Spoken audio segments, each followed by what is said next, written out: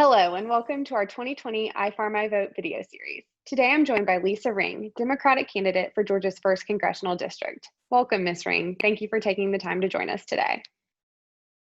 Thank you so much for giving me the opportunity to share what I stand for and changes that I want to make in this district. Of course, we're happy to have you here. Before we begin our discussion, I want to remind our audience that as a nonpartisan organization, Georgia Farm Bureau cannot and will not tell our members how to vote. Instead, it is our hope that this video series, paired with additional resources on our iFarmiVote website, will serve as a valuable resource to our members and the greater agriculture community and will allow for them to make informed decisions as they head to the polls this fall. This series will feature our congressional candidates, and we've made the same opportunity available to each individual pursuing offices in each of the 14 district races. Thanks again for taking the time out of your busy schedule to join us and for allowing us to get to know you a little bit better. Let's get started. First off, let's just get to know you a little bit. Could you tell me a little bit about you, where you're from, what your education background is, that sort of thing? Sure. I'm originally from Connecticut. I lived in Las Vegas, Nevada as a child for a number of years. And then Pennsylvania, I moved there to go to college and moved to Georgia about 11 years ago. I live in Georgia because I love it. I love especially coastal Georgia, and I think the 1st Congressional District is the most beautiful in the United States, but I'm biased. My background is I'm a former corrections officer and the former executive director of an anti-recidivism program, which worked with convicted felons who were paroled to help them get jobs and to integrate back into society so that they did not go back to prison. I currently work as an educator, and I'm a mother of 4, military mom, and I've done a lot of organizing here in the 1st District and throughout Georgia over the past 7 years, which has led me to this point where I'm actually running for office while I'm organizing.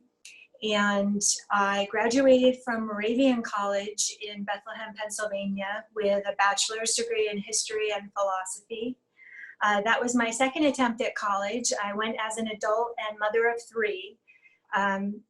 I had started off at Temple University in Philadelphia in the architecture program, but left and started a family and went back many years later. That's so awesome. That is my background. Very cool. Do you currently hold a public office? I do not. I represent my party in Georgia. I am the 1st Congressional District Chair, and I'm a former vice chair of the Rural Caucus for the party. So I have held elected office, but not in the public capacity. Gotcha. Very good. Well, thank you for sharing that. We're going to move into some agriculture questions now. As the state's largest and strongest voluntary ag organization, Georgia Farm Bureau was founded back in 1937 to be a united voice for our farmers in the legislative arenas in both Atlanta and Washington, D.C. That being said, our agriculture is our organization's lifeblood and the livelihood of many of our members. To kick us off, what are 3 of the biggest issues that you think are facing Georgia agriculture today? So there are so many issues and so many ways that I could answer this question. It was very hard to talk only about 3 issues because we're living in a time that's unprecedented, and we are dealing with some special circumstances with the pandemic, with coming out of a couple of severe storms over the past 5 years that the agriculture community has to rebound from. So those are special sets of circumstances that require our attention, and certainly we have to deal with those issues. But I'm going to speak more broadly about 3 issues that I think we should focus on that includes those issues, but breaking it down to, first of all, protecting our farmland and our agricultural area. I think it's important that we are not selling off lands and access to agricultural lands for development, and we have a real problem with that. We've lost millions of acres, and since agriculture is so important to Georgia, we need to retain that. It's also important to our country. So that is one issue that I find that is very important. Another issue is supporting small and mid-sized farms in any way that we can to promote diversity, to help new farmers, to really, be an ally in the agricultural industry to those who need it, and to not have all of our resources, all of our agricultural resources go to agribusiness, which tends to take over in areas. We have to help these family farms and the smaller and mid-sized operations that are really the backbone of this country. Also with a focus on urban agriculture, which I think often gets overlooked. And so the third issue, I actually have to say 4 issues because there are 2 issues that are very important. One of them is also promoting the H2A program, but we need workers here in Georgia that can work the farms and do the jobs that we need filled. We have an issue with immigration that is making it harder and harder to get these workers, but also it's a complicated process that costs a lot of money.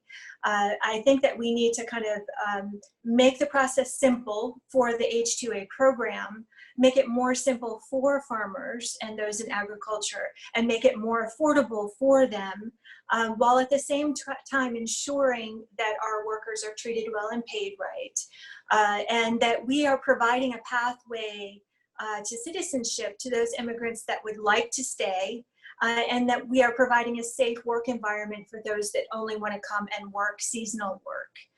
So that is another issue. I forgot the 4th issue that I was just going to talk about. Well, you gave me 3, so you're great. I just drew a blank. I said it was so important, and then it went just right out of my head. I'm sorry. It'll probably come back to me when I'm answering a different question. Of course, just let me know.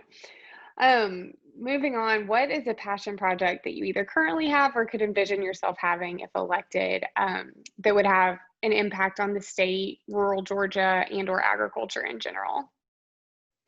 Thank you. That was my 4th issue, rural Georgia. So I can incorporate that into my passion project, because my passion project is to make the 1st congressional district of Georgia kind of the Silicon Valley of clean, renewable energy sources. I believe that we can do the research in new energies like tidal energy and wave energy, perfect things like solar and wind energy, and have a plan for tuition-free training in these jobs, bringing industry to rural areas where there are no jobs, investing in our infrastructure, which is a green infrastructure, and providing things like an electric transportation system, and transitioning to 100% clean renewable energy sources, which is what is going to be needed to address climate change and sea level rise and all of the things that are affecting us, and severe storms. This is something that if we invest our money, we can all prosper from this by being global leaders and advancing a technology that saves our planet and our district and our state. And how that fits into what I wanted to say about rural Georgia is that we have neglected rural Georgia.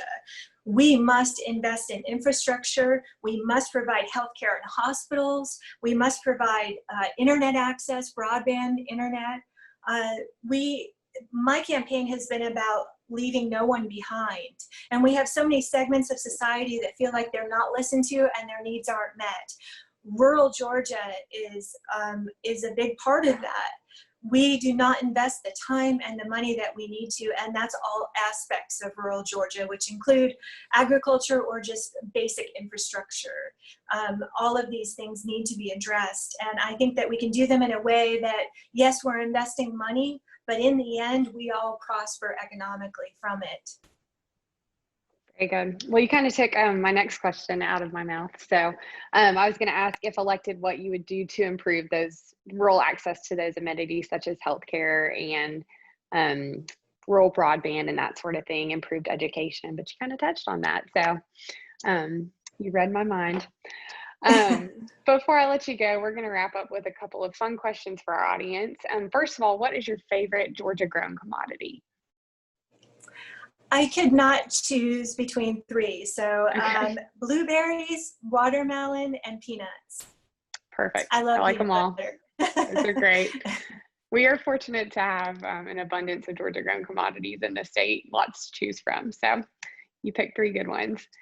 Speaking of those commodities, one of our Georgia grown commodities is the pecan or the pecan. How do you say it?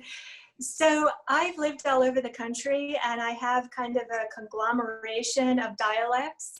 And when I'm around my family that is from Connecticut, I would say pecan. Mhm. And when I'm around my kids, I would say pecan. I've heard So, it every which way. I grew up in Georgia, but I called it a pecan my whole life. I don't know if it was a North Georgia thing, but I've worked with a number of people who call it a pecan. So I think, any way you say it, it tastes the same, and we're happy to have it in Georgia. So thanks absolutely. again for taking the time to visit with me today. Our iFarmiVote initiative goes beyond our state's active farmers in rural districts and reaches every citizen who is impacted by the state's #1 industry, which is agriculture. So thank you for understanding the importance of Georgia ag and for spending some time with me today to discuss it. We wish you the best of luck with the rest of your campaign. Thank you so much. Thank you.